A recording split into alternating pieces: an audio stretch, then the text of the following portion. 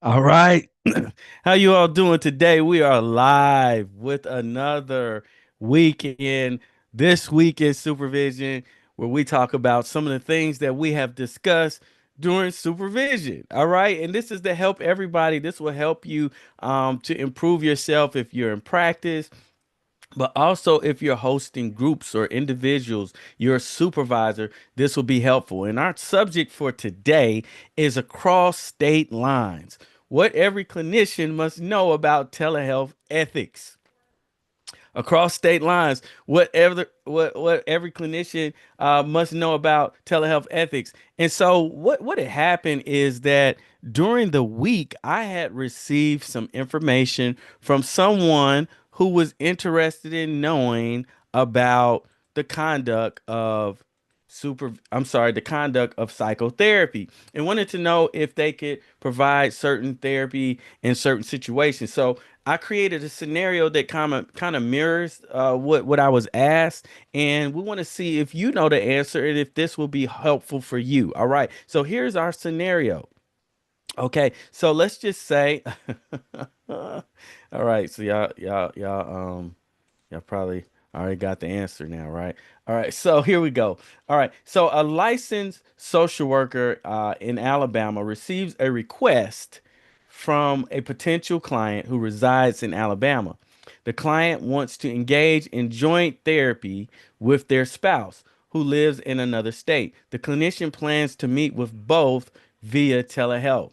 All right. So, which of the following is the most appropriate ethical and legal response? Okay.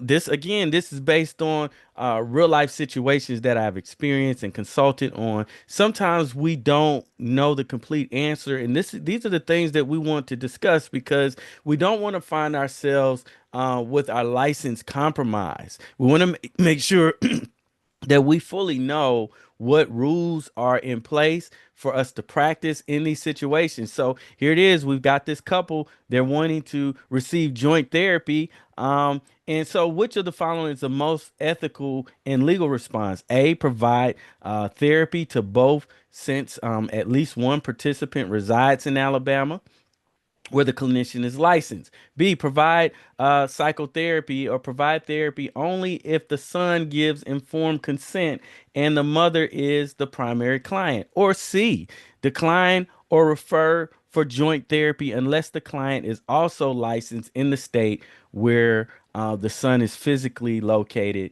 at the time of service. Okay. And then D, proceed with the session because it is considered family support rather than clinical treatment.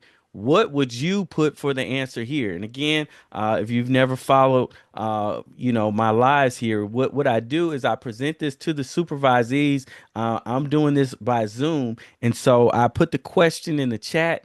They populate what the answer is, and then we go over it, and we try to help them to get an understanding of this. And so if we were to look at the answer, the first answer, A, provide therapy to both, since at least one participant resides in Alabama where the clinician is licensed.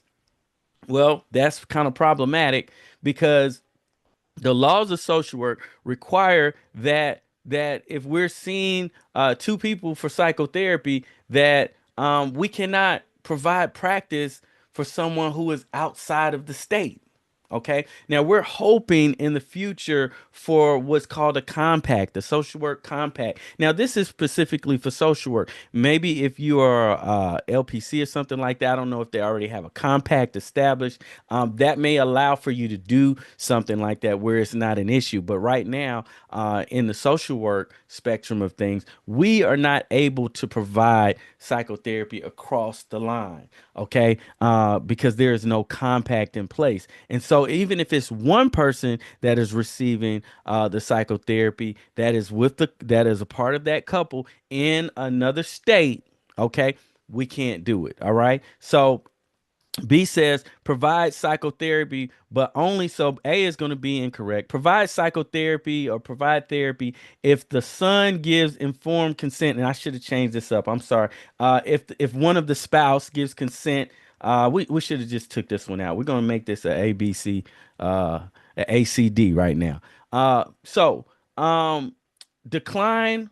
Uh, oh boy, I'm sorry, y'all. I kind of messed this up. Decline or refer the joint therapy unless the clinician is also licensed in the state of the spouse, where the spouse is. Okay, so basically, we're going to provide psychotherapy in the state where the spouse is physically located at the time. So decline or refer for joint therapy unless the clinician is also licensed in the state where the spouse is physically located at the time of service.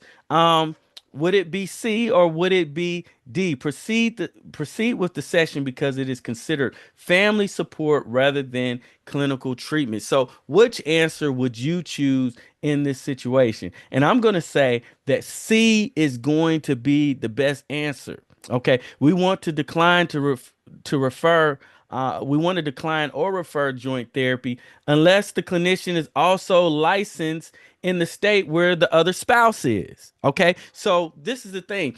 If the spouse is licensed in Alabama, and let's just say that one spouse is in Alabama, the other spouse is in Chicago.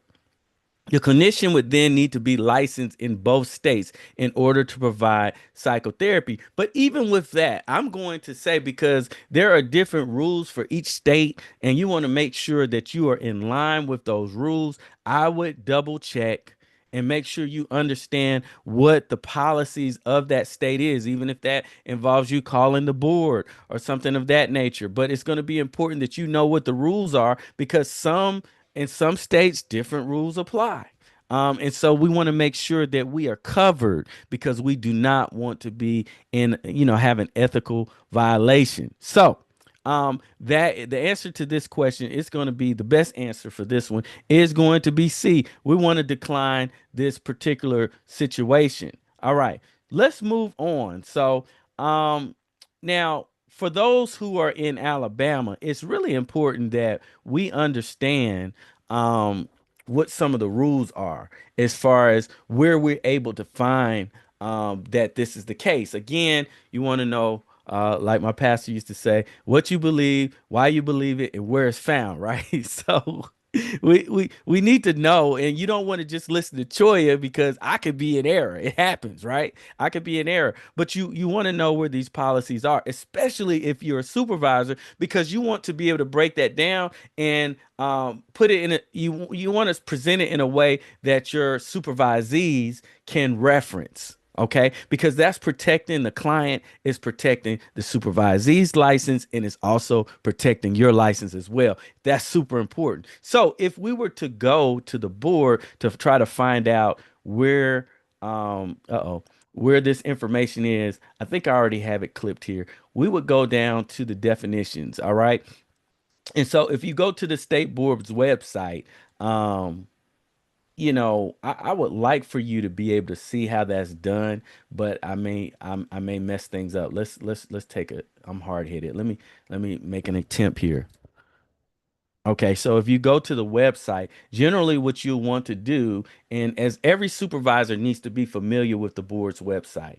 And generally, when you're trying to find out, and this is with anybody, with any social worker, wherever you are, you want to be familiar with your board's website, the legislature as well, to be able to find the rules and laws so that you can make sure that you're in compliance. All right, and so we want to go to rules and laws, and then we want to look under the definition section. Now, unfortunately, this has not been updated well, and so we're going to use this copy.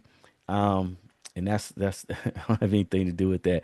But so and then we want to look under telehealth. All right. So we want to look under telehealth. And when we go to the telehealth section at the bottom here, it describes telehealth in social work. An individual who provides social work via telehealth. It states the conditions of what you can do and what you can't do, the order of things, how it needs to be done. And right here, it explicitly states that the client must be located within the borders of the state of Alabama. So you cannot provide psychotherapy to someone who is not in Alabama. You cannot provide any telehealth services without proper approvals to someone who is not in the state of Alabama unless you have the appropriate licensing. Okay. And so we want to keep that in mind. There was something that I was going to mention that just passed my mind. Okay, so um, there's a question about whether or not if the other person, let's just say if you are using a particular code, okay, you're using a particular code, and we went over the codes as well. And let's say that you're using one of the family psychotherapy codes, all right? And so you technically are seeing one person, let's just say it's the mother, and then you're seeing the son. Let's say the son is out of state. And you're seeing them for family psychotherapy. It's kind of a similar situation, right? Um, but only in our situation here, we were looking at a concern about joint therapy. That meaning that they are both receiving psychotherapy. Okay, somebody was asking the question, well, what if it's not necessarily joint, but it's psychotherapy with a family member present, and that would be a 90847. Okay, so what I'm going to say is that you want to make sure that you check with the board on these types of situations. I'm going to stand by that if they're in the session. Unless you checked in and you know for sure by the board that that's okay, that's been approved, you know that it's all right for you to function in the capacity that you are seeing someone in another state. You really kind of, in my opinion, need to be licensed in order to perform that. But that's a great argument that you can explore because technically that other person is not receiving psychotherapy from one school of thought, but the other school of thought is like anybody in there might be receiving therapy, and there's certain conditions that So this one would be a complicated one, but I did want to bring it out because it was asked. But I say when we're in question, always lean towards the board. And each situation sometimes is going to be isolated because there's so many factors, including what the state of Alabama, what their rule of conduct is, and what in this case, if it was Illinois, what their order of conduct is. So this is something to consider and to keep in mind. Now, I will mention there are certain situations um, where there's a term that is often used. I know individuals who work with Humana are often servicing, uh, individuals who they're social workers servicing individuals who are across state lines. Okay.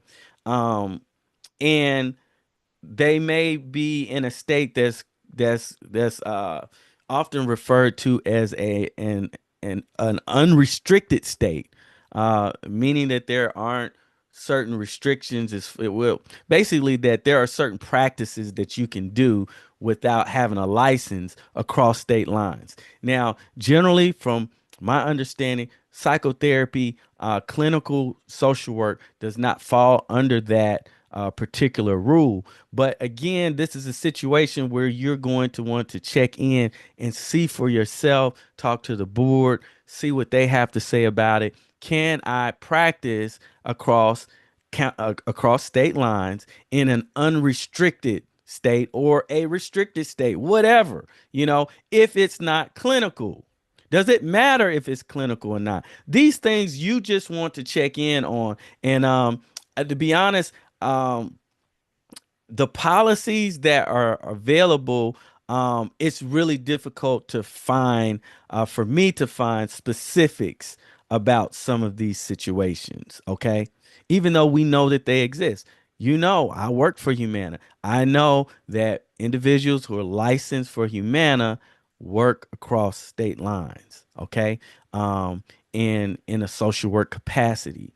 Um, can we or can we not do that? You want to protect your license, even if it's a top level organization making the decisions for you. Because if something comes up incomplete or wrong, and we're seeing a lot of this in in cases where there are employers hiring 1099s and saying it's okay, hiring social workers as 1099, and we can't do that.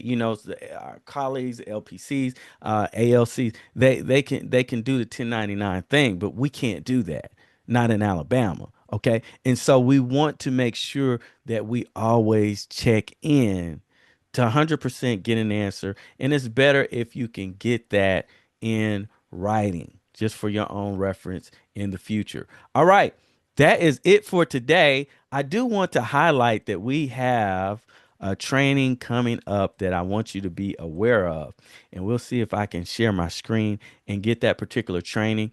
And this is for individuals. If you are a social worker who is clinical and you are looking to get clinical CEUs because you're a supervisor, you need those three required hours for supervision, supervision CEU hours because you are a supervisor. We just had an awesome training earlier this week. We want you to come and check us out. We are now offering, this will be our first clinical first training for clinical supervisors receiving or looking to receive those three CEUs, and that'll be on December 5th of this year from 9 to 12 Central. And then we also have, we also have a free continuing education coming up. And this is an ethics CEU. If you're looking for a free ethics CEU and you're a part of Social Workers of Alabama,